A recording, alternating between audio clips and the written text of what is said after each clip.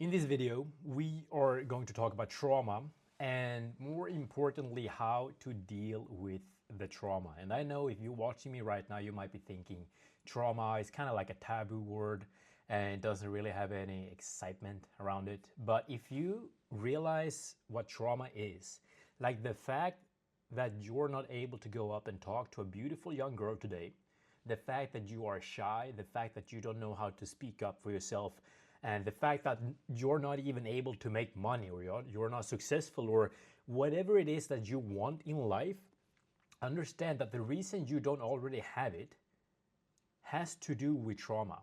And I'm going to explain this, I'm going to break it down in this video so it makes perfect sense why that is. And then at the ending of this video, I'm going to give you one technique that I found after spending thousands of dollars on trying to figure out how to deal with my trauma from my absent father and my, things that happened in my childhood. But let's talk about the big word trauma, because it has such a, many people don't really know what it is, honestly. And trauma is basically something that happened when you were a kid usually. You can have trauma as an adult as well. But something happened when you were a child that now caused you to have certain beliefs and thoughts, and you behave in a specific way today because of the trauma that you experienced as a kid. To give you a perfect example, for most guys out there that has a problem to talking to girls, I'm one of them, by the way, so you're not alone in this. For some reason, I find it extremely hard to go up and talk to a girl. Like, I know in the back of my head that girls, they want you to do that. If you can just be that 1% that actually go and talk to girls, you are going to be so above every other person, because most people don't do this. But the reason I have an issue with this, and you can do a self-assessment as well, is because when I was a kid, when I grew up in kindergarten, there was a specific day I was sitting with a girl that at that time we were together. I thought, we loved each other. And we were sitting in the bushes. Don't ask me why, but we ended up in the bushes and we started kissing and we started making out in the bushes. And it was all good and well. It was so nice. But then a group of young kids gathered around outside the bush, even the teacher, and they all started laughing and said, "What are you two doing? Get out of the bush." And they started making fun of me because I was expressing my emotions to a girl that I liked. And that may not seem like a big thing when we're looking back to this. Like, yeah, well, it doesn't really matter. Well, back then, to me, that gave me the belief, or that somehow shaped the belief that if I talk to girls, if I express myself to girls, I'm going to be made fun of, right? They're going to make fun of me. And so now that's a belief that I have in my adult life, right?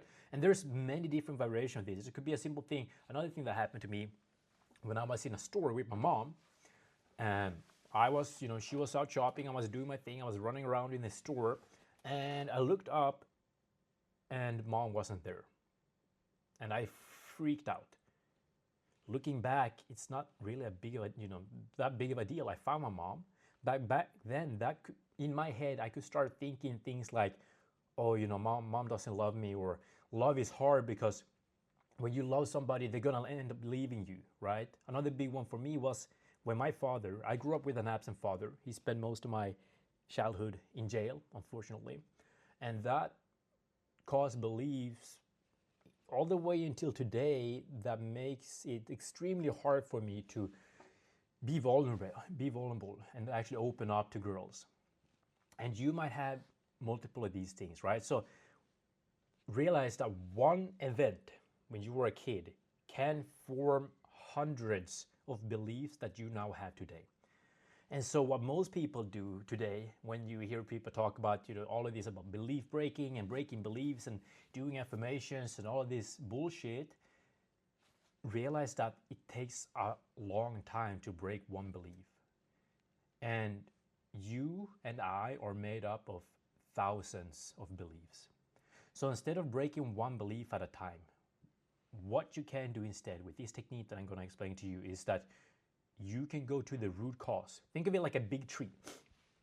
In the ground, you have the root. You have the root of the tree, and then you have different branches. And maybe they believe that I'm not good enough, I'm not worthy, I'm not this, I'm not that, blah, blah, blah, blah. And instead of going after each and every one of those beliefs at once, we go to the root cause, which is the trauma. And what we're going to do now when we are adult people and we know how to deal with this problem, we go to the root cause, we chop the tree from the root, and once that is done, you might have 100 beliefs that will be broken at the same time, as opposed to breaking one by one by one. So just think of this. If you're not making money right now, you probably have a belief that you're not worthy, you're not good enough, you can do it, you're not smart enough, you're not pretty, you're this, you're that, you're that. All of those things stems from 100%, I can guarantee it stems from things that happened when you grew up. Somebody told you something or said something or did something to you that made you have those beliefs. And our bodies are magical because our bodies know how to deal with that trauma. The problem is when we were young, we didn't know how to deal with it. So the body's defense mechanism back then was to freeze up. And instead of expressing what you felt back then, your body freezed up and stored those emotions, those sensations of that trauma inside your body. But now when we have this context where we know that, okay, the reason that I had these beliefs is because something happened probably that made me feel a different way, and I didn't know how to deal with it, so my body locked it inside. So what we can do, and this is a technique that I learned from Julian himself, and he learned it from Eckhart Tolle, and there's a lot of people that talk about this basically. To make it really simple, I'm gonna call it the feel and release method. Okay, it's very simple, because realize that your body knows how to deal with trauma. If you look on dogs, for example, cats, lions, when they're being chased, or zebras, after they've been chased by a lion, what they do is that they shake off, right? They shake off the energy to make the body return to a natural state. But we as humans, we don't really know how to do that. We didn't know how to do that back then, right? Maybe you even wanted to cry when something happened to you, but you've been told that crying is for pussies, or big boys don't cry, or big girls don't cry. And that gave you the belief that crying and expressing your emotions is not okay. So that's another layer that's going to layer on top of all the beliefs you have, that you're not allowed to feel. But yes, you are allowed to feel. And the only way, the fastest way to break any belief you have is to allow yourself to feel the emotions, feel them fully, and your body knows how to deal with it. And so, for your body to be able to start dealing with these traumas that you have, well, first of all, you need to understand what you want to work with, right? And you can do layers of why. There's like it's a technique that shows layers of why. So you can start with something that a belief that you might have, that maybe you know that I'm not good enough. Well, start asking yourself why. Why am I not good enough? And try to go one layer deeper. So why am I not good enough? Because something happened. My mom told me that, my teacher in school told me that I'm stupid. And maybe that's the root belief. And that could be the thing, that event could be the thing that caused that belief that you have that you're not good enough. And so the only reason why this is it's very simple when you think about it logically, right? But it's so hard because most of us, especially if you're a young man, have been told not to feel, and we've not been taught how to feel. Most people are walking around 24/7 up here in their head. We're not even in tune with our body. We don't even know what's going on inside the body because we haven't taught ourselves, we haven't been taught how to feel the sensations that's going on. So this process is very simple, but I can tell you right now, it's probably not gonna work the first time, not the second time, not even third, fourth, fifth time, because you have to teach your body from the beginning, kind of like teaching a toddler how to walk. You have to teach your body, and you have to be okay with this taking time. But if you do this, I promise you, it's going to be the best thing and best ROI that you can ever do for yourself. Because if you start, imagine what happens if you start breaking all these beliefs from the root cause. You might have 300 beliefs just vanish. So this is very powerful. The problem is with the body is that for your body to feel even okay, to start feeling what's happening, or to feel the trauma or the sensations inside your body has to feel safe. There's multiple ways on how you can do this. You can do some deep breathing, like 30 deep breaths. Some people, you can even hug a pillow, because when we were a kid, hugging a pillow meant safety. And there's also a technique You're gonna have to try out all of these ones to see which one that works for you. There's something that happens when you cross your hands like this and start like rubbing your shoulders. I don't exactly know how or why it works, but something happens. Calms your nervous system down. What I do is I do something called pranic breathing. So what I do, I breathe in for 6 seconds, then I hold it for 3 seconds, and then I breathe out for 3 seconds. But when I breathe out, I do a shh sound. And while I'm doing this breathing, obviously I'm closing my eyes, and you want to do the same thing. Close your eyes, take some deep breath, and bring your awareness from your mind, from your head, down to your body. Try to kind of visualize, bring your attention from the mind, from the top of your head, and just pull it down to your root chakra, or basically your asshole. It's kind of the root chakra. And so what you want to do, and why we do this, is because you want to get out of your head, because now you want to start focus on the sensations in your body. Once you get to this step, the second step after that is start thinking about the event that might have triggered, the event that you want to work on, the event that you know has made some beliefs that you have today.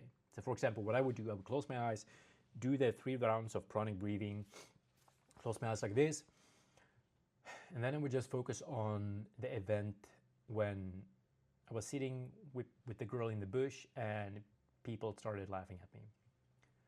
And the goal is to just be present enough. And when you start thinking about these events, if you do this for long enough, if you practice this, and it might not happen in the beginning, and that's totally fine. You have to trust the process here.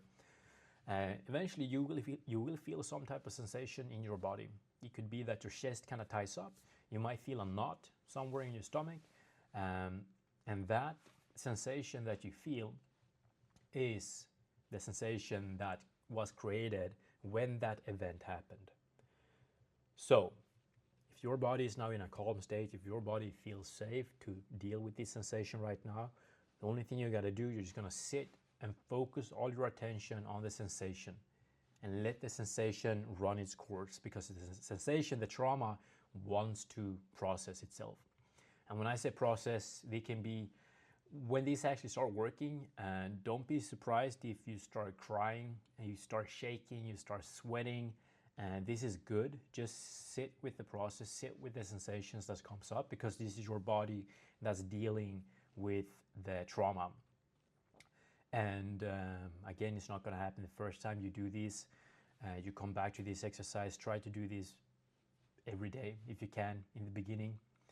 And as you do this, you're going to notice eventually that you are starting feeling better, and you're starting feeling lighter, and things that was hard to do and before, previously, it's not really that hard or that complicated anymore. And that is because as you are dealing with these traumas and letting these sensations run its course, naturally you're going to start rewiring your brain, because you can't have a belief that you're not good enough if you already processed the event that made you believe that you're not good enough, right? And this is a very powerful technique. Try it out. Let me know in the comments below if you need some help, if you need some guidance with kind of figuring out what happened. I'm going to create another video another time talking about how you can go ahead and find these different traumas and exercises. But just keep in mind, I'm not that far away from you. I'm just doing this myself right now, but I wanted to share with you because I've seen a lot of YouTube videos. They're talking about do affirmations, do hypnotic, or hypnotism is a very big thing that's trending right now. But you got to understand that every time you sit down and you hypnotize yourself, you are reinforcing to yourself that you're not good enough to begin with. Because if you were good enough to begin with, why would you need to be hypnotized? Right? So hypnotize, affirmations, all of this shit is not going to the root cause. It's fixing one thing at a time. So instead, what you want to do, you want to be smart, right? You want to be smart, right? You go to the root cause, deal with the root thing, and then you knock out all the beliefs at once. Okay, try it out, guys, and catch you in the next video.